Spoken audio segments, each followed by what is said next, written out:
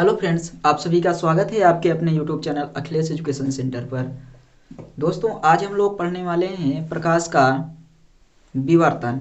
व्यतिकरण पर चर्चा करने के बाद कंप्लीट व्यतिकरण आपको अच्छे ढंग से समझाया गया। अब हम लोग चर्चा करते हैं विवर्तन पर। तो इसको भी हम लोग अच्छे से समझ लेते हैं कि इस टॉपिक में से आपका कौन कौन सा प्रश्न आता है और कैसे पूछे जाते हैं। तो बिना किसी देरी के चलिए स्टार्ट करते हैं अपने टॉपिक को और चर्चा करते हैं विवर्तन पर। सबसे पहले हम ये जान लेते हैं कि आपका विवर्तन जो है ये होता क्या है। तो देखिए, आपकी सुविधा के लिए हमने इसको लिख दिया है, हम पढ़कर आपको समझा देते हैं। आप स्क्रीनशॉट ले लीजिएगा, टाइम दे देंगे और बाद में आप लोग नोट्स में आराम से नोट कर लीजिएगा। चलिए स्टार्ट करते हैं। देखिए, विवर्तन क्या होता है।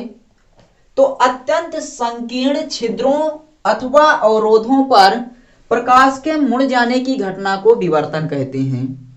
अत्यंत संकीर्ण छिद्रों अथवा अवरोधों पर प्रकाश के मुड़ जाने की घटना को विवर्तन कहते हैं। जैसे आप लोगों ने देखा होगा कि यदि प्रकाश किसी अत्यंत अति सूक्ष्म छिद्र से आ रहा हो तो वो आपको थोड़ा सा मुड़ा हुआ प्रतीत होता है, उसी घटना को विवर्तन बोला जाता है। देखिए, विवर्तन किसी तरंग का अभिलाक्षणिक गुण होता है। इस घटना की खोज 16वीं सदी में ग्रीमांडी नामक वैज्ञानिक ने किया था। आगे, एकल झिर्री प्रयोग द्वारा प्रकाश का विवर्तन प्रतिरूप कैसे प्राप्त किया उसको देखिए। कह रहा है कि जब एक बायोलॉजिकल स्लाइड को काले पेंट से पेंट करने के पश्चात रेजर ब्लेड की सहायता से हल्का सा खुरचकर किसी संवैशिक प्रकाश स्रोत के सामने इस प्रकार रखा जाता है कि दोनों के अक्ष परस्पर समांतर हों। कह रहा है एक बायोलॉजिकल स्लाइड को लेंगे, काले पेंट से पेंट करके रेजर ब्लेड की सहायता से हल्का सा खुरचकर किसी संवैशिक प्रकाश स्रोत के सामने इस प्रकार रखा जाता है कि दोनों के अक्ष परस्पर समांतर हों। तो काली पृष्ठभूमि के पर्दे पर एक श्वेत रंग की पट्टी दिखाई देती है जिसे केंद्रीय उच्चिष्ट के नाम से जाना जाता है। तो याद रखिएगा, केंद्रीय उच्चिष्ट के नाम से जाना जाता है तथा इसके दोनों ओर अलग अलग रंग की पट्टियां प्राप्त होती हैं जिन्हें गौण उच्चिष्ट के नाम से जाना जाता है। और इस पूरे के पूरे निकाय को हम लोग नाम देते हैं विवर्तन प्रतिरूप।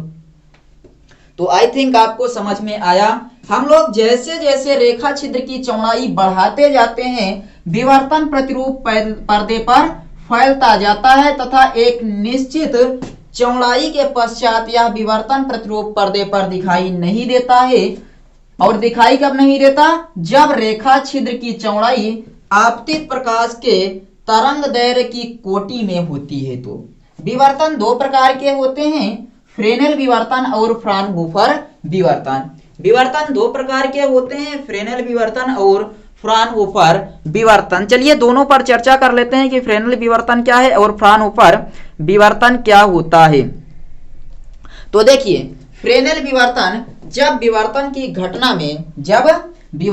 घटना में स्रोत एक निश्चित दूरी पर स्थित होता है तो पर्दे पर यह विवर्तन प्रतिरूप फ्रेनेल विवर्तन के नाम से जाना जाता है। और विवर्तन स्रोत में जितनी दूरी पर जो स्रोत है स्थित होता है उस दूरी को फ्रेनेल दूरी के नाम से जाना जाता है। फ्राउनहोफर विवर्तन जब विवर्तन जिसमें स्रोत अत्यंत दूरी पर स्थित होता है, यानी कि नाम दे सकते हैं अनंत दूरी पर स्रोत स्थित होता है, तो उसे हम लोग नाम देते हैं फ्राउनहोफर विवर्तन का। तो फ्रेनेल विवर्तन जब स्रोत एक निश्चित दूरी पर स्थित होता है तो पर्दे पर यह विवर्तन प्रतिरूप प्राप्त होता है, उसे फ्रेनेल विवर्तन कहते हैं। और इस विवर्तन स्रोत से दूरी को फ्रेनेल दूरी के नाम से जाना जाता है। और जब अनंत दूरी पर स्थित होता है प्रकाश स्रोत तो उसे फ्राउनहोफर विवर्तन कहते हैं। इसका स्क्रीनशॉट आप लोग ले लीजिए। तो हम लोग अब चर्चा करते हैं विवर्तन तथा व्यतिकरण में अंतर। स्क्रीनशॉट ले लीजिए, हम चलते हैं और देखते हैं व्यतिकरण तथा विवर्तन में क्या अंतर होता है।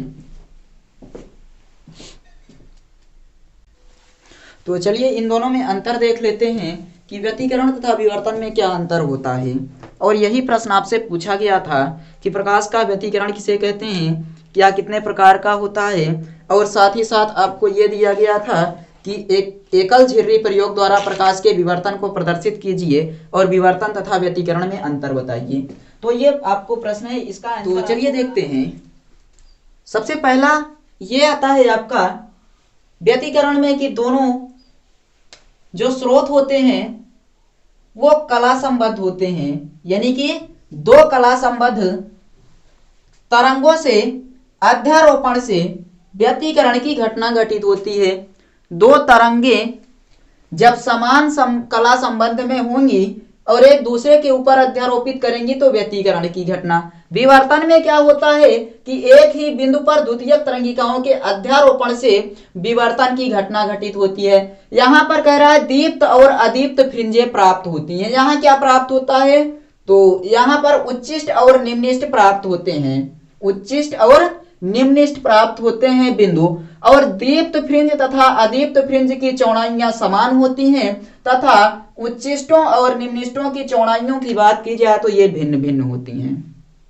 लास्ट पॉइंट, सभी फ्रिंजों की तीव्रताएं, सभी दीप्त फ्रिंजों की तीव्रताएं एक समान होती हैं, सभी दीप्त फ्रिंजों की तीव्रताएं एक समान होती हैं, लेकिन सभी उच्चिष्टों की तीव्रताएं भिन्न भिन्न होती हैं।